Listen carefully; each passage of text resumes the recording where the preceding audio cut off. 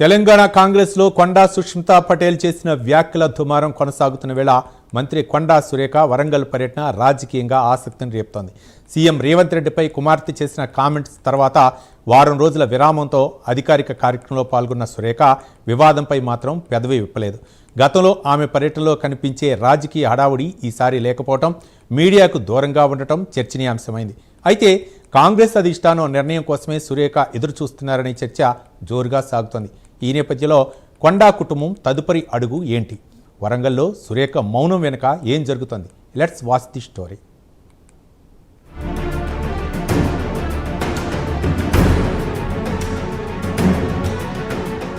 తెలంగాణ కాంగ్రెస్ రాజకీయాల్లో మంత్రి కొండా సురేఖ కుటుంబం వ్యవహారం హాట్ టాపిక్గా మారింది. ఈ సమయంలో మంత్రి సురేఖ తన సొంత నియోజకవర్గంలో పర్యటించడం ప్రాధాన్యత సంతరించుకుంది. వరంగల్ జిల్లా కిలా వరంగల్ మండలం రంగసాయిపేట ప్రభుత్వ జూనియర్ అండ్ డిగ్రీ కళాశాల ప్రాంగణంలో నిర్వహించిన వన మహోత్సవం 2026 కార్యక్రమానికి హాజరయ్యారు. కళాశాల ఆవరణలో మొక్కలు నాటిన మంత్రి పర్యావరణ పరిరక్షణలో ప్రతి ఒక్కరూ భాగస్వాములు కావాలని పిలుపునిచ్చారు. భద్రాద్రి కొత్తగూడెం డివిజన్లో నిర్వహిస్తున్న వన మహోత్సవ కార్యక్రమాలకు సంబంధించిన ఫోటో ఎగ్జిబిషన్ను కూడా కొండా సురేఖ పరిశీలించారు. అయితే ఈ పర్యటనలో గతంలో లాగా ఎక్కడా హడావిడి కనిపించలేదు. అధికారిక కార్యక్రమానికి మాత్రమే కొండా పరిమితం కావడంపై అంతా చర్చించుకుంటున్నారు.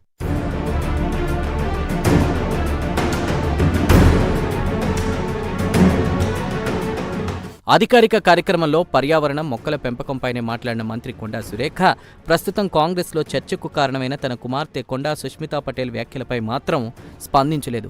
సీఎం రేవంత్ రెడ్డిపై సుష్మిత చేసిన వ్యాఖ్యలను ఇప్పటికే పలువురు కాంగ్రెస్ నేతలు ఖండించగా, కుమార్తె వ్యాఖ్యలను సురేఖ కూడా ఖండించాలన్న డిమాండ్లు పార్టీ వర్గాల నుంచి వినిపించాయి.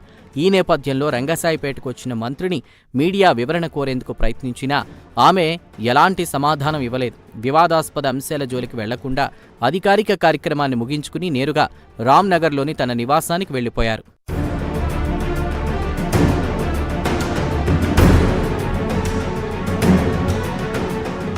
అయితే ఈసారి కొండా సురేఖ పర్యటన తీరు కూడా రాజకీయ వర్గాల్లో చర్చకు కారణమవుతోంది.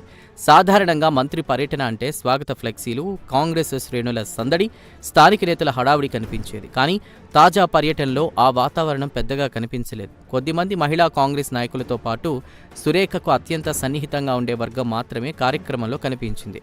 రాజకీయ సందడి లేకుండా పూర్తిగా అధికారిక కార్యక్రమానికే పర్యటన పరిమితం కావడంతో ఈ మార్పు వెనుక కారణాలేంటన్న చర్చ మొదలైంది.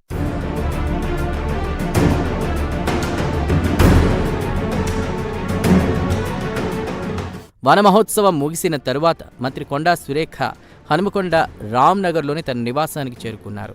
అక్కడ అప్పటికే వేచి ఉన్న కొద్దిమంది కార్యకర్తలను కలిసిన ఆమె అనంతరం లంచ్ కోసం పై అంతస్తుకు వెళ్లినట్లు సమాచారం. ఆ తర్వాత కార్యకర్తలకు అపాయింట్మెంట్ లభించకపోవడంతో వారంతా వెనుదిరిగారు. నిన్న ఇవాళ వరంగల్లోనే ఉంటున్న సురేఖ నగరంలో జరిగే కొన్ని శుభకార్యాలకు మాత్రమే హాజరవుతున్నట్లు తెలుస్తోంది. గతంలో మాదిరిగా నేతలు, కార్యకర్తలతో విస్తృత సమావేశాలు మాత్రం జరగడం లేదనే చర్చ పార్టీ వర్గాల్లో సాగుతోంది.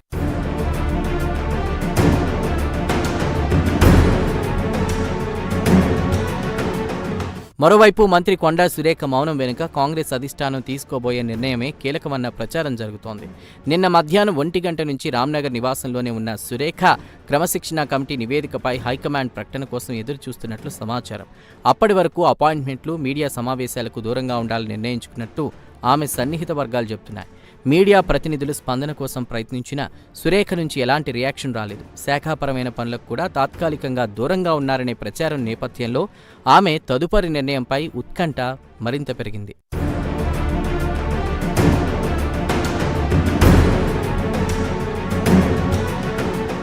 కూతురు కొండా సుష్మితా పటేల్ వ్యాఖ్యలతో మొదలైన రాజకీయ దుమారం ఇప్పుడు మంత్రి కొండా సురేఖ తదుపరి అడుగు వైపు మళ్లింది.